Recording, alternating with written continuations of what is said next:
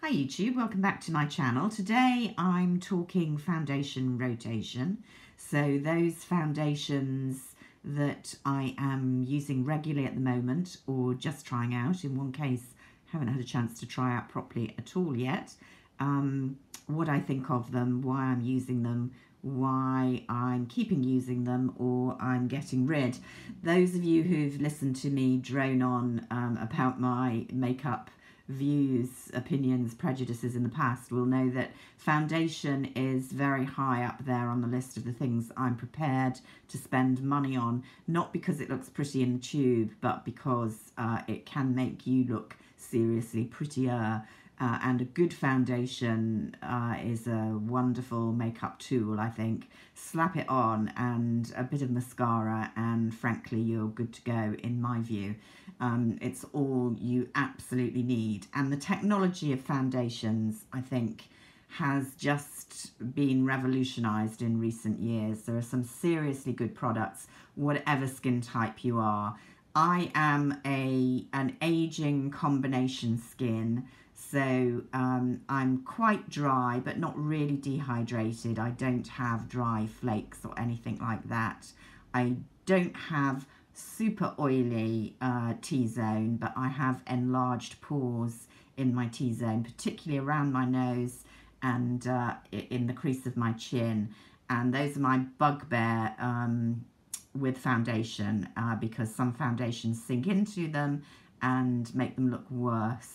I also have some broken capillaries, minor redness, but making it all sound awful, I don't pretend I've got terrible skin. I've got pretty good skin for my age. So I'm basically looking for something that is letting my skin show through a little bit, but evening out tone, and for me, giving a bit of glow and radiance, because that's what goes as you get older. Now, if you have different skin concerns, if you have very oily skin, for example, you suffer from repeated blemishes, I don't really get spots or blemishes, I never have, then your skin needs are going to be different from mine. Equally, if you like a matte finish, and some people do, I quite like a shiny finish because I think it looks more youthful, certainly on me. So I am kind of biased against matte formulations, also, though some of them are very good, and I will be talking about one which is relatively matte, which I quite like, this fella here. So without further ado, what am I using the most at the moment? And probably the two products that have been in very serious rotation are two Tom Ford products. It won't surprise you. So I've been using for quite a long time, right through the winter, and I can feel, although I can't see, I've nearly used it up. Tom Ford's Waterproof Foundation Concealer. My shade is Buff. This is supposed to be a high coverage. I would describe it as a medium coverage. It's fairly buildable. It was touted as being waterproof, which wasn't of all that much interest to me, I have to say, not really requiring a waterproof foundation. But what I like about it is genuinely very long lasting. So I work long days, and this is pretty reliably still there after 8 hours, and at a push gets me through 12 hours without any touch-ups, although I do tend to touch up these days with a cushion at some stage in the day. Good selection of shades. The other thing that's really useful, of course, is the very portable light tube. It's hygienic. You know, you can see it's getting a bit gunged up now. Shall we show you a little bit? The effect of it is supposed to be matte, but there is a bit of dewiness on it. I don't know if you can see that. It's a very good match buff for me.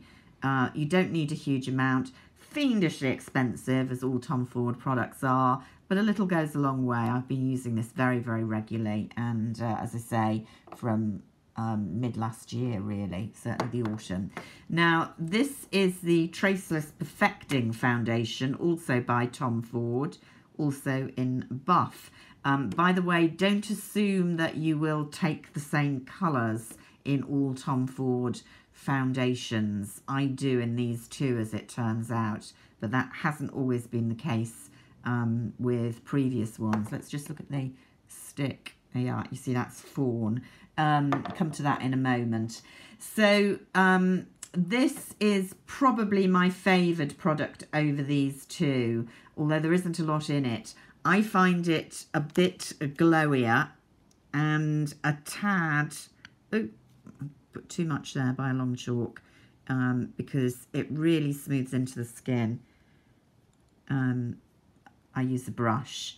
So it really is traceless on the skin. So I prefer it because I really don't feel anything on the skin, but it gives superb coverage, really evens out skin tone, looks kind of nice and moist and youthful, and is a very good colour match for me. So at the moment, I would have to say this is my favourite foundation of the ones I'm using regularly.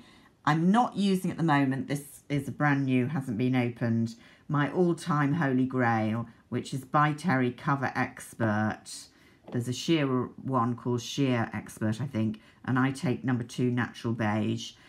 This is a very creamy, glowy, slightly sticky foundation. It lasts fabulously, and for me it just gives a flawless, radiant finish with a very acceptable last. If you like a matte finish, this is not for you, but I think on older skin it's, you know, beautifully creamy, feels moisturizing and gives a great finish. So that's still my all-time holy grail, but the Tom Fords are really close. I should mention, for completeness, I also use the stick foundation, not regularly, but when I need a bit more coverage. This product just lasts forever. I've had this a couple of years now. It hasn't gone off. It smells absolutely fine. It's a super creamy, high coverage. I've layered it on there. It actually works well with fingers because the warmth kind of makes it melt into the skin, but it's quite heavy. I don't use it for full face coverage, although I think you can if you buffed it out with a brush or a beauty blender or whatever. I don't really like beauty blenders. That's another story. What I tend to use it for is when I need really precision or heavy coverage, so really like a concealer. So for example, this week, let's be honest, I've had my lip fillers and my Botox done. My lip fillers often leave tiny bruises, and they have done this time, and use this to touch up. Can't see a thing. Now, another recent acquisition is Dermacol, and this is very high coverage. This is all the rage on YouTube. There are a lot of videos out there. It's a Czech product, I believe formulated for film studios. So it's heavy, it's real heavy makeup. Although I have to say, when you wear it, it doesn't feel super heavy. I got mine on Amazon, I think, and it was so cheap, I'm a bit worried it was a fake. But I have to say, running out of hand here. Had to do a lot of playing because I had to kind of guess what colour I would be. And the colour I chose, does it actually say on here? I don't think it says, so that's not very helpful. But there are a lot of videos out there which help you with choosing colour. Now, this again is it feels creamy when it first goes on, but it actually feels a little bit drying underneath the tackiness. However, it is fantastic coverage. It's buildable. It's fairly dewy in appearance, but as I say, my issue with it would be my skin does feel a bit dry. I won't say itchy because that makes it sound as if it's irritating. It isn't. I mean, when I take my makeup off, my skin's fine underneath, but I'm very aware that I'm wearing it. But that can be, you know, because it is such heavy coverage and so densely pigmented. If you are looking for a heavy coverage, I do recommend this, and it's ridiculously cheap. You know, like a £5 or £6, something like that, on the internet, and a little goes a long way, so worth a try. What is not worth a try is Urban Decay's All-Nighter, in my opinion. I read very mixed reviews about this, and I should have gone with the kind of negative ones, I guess. I think I was drawn because the one product I really love in the Urban Decay artillery, as it were, is the All-Nighter makeup fixing spray, which I do think works very well, and I use quite a lot. And the use of the same kind of adjective, all-nighter, made me think this was going to be a wonderful foundation. It's supposed to be guaranteed for up to 12 hours, or I think more than 12 hours, in fact. Now, part of the problem might be I chose the lightest shade, which is 0.5, quite difficult to get hold of. I know I went to some counters and they didn't even have a tester for it, and I ended up ordering it off the internet. Now, what I would say with this is it really shows up my pores. It is meant to be a matte foundation, so that was probably never a good start for me. And I just feel it makes me look quite kind of blank and ghostly and washed out. I really have to warm up with bronzer kind of all over the face before I start blusher.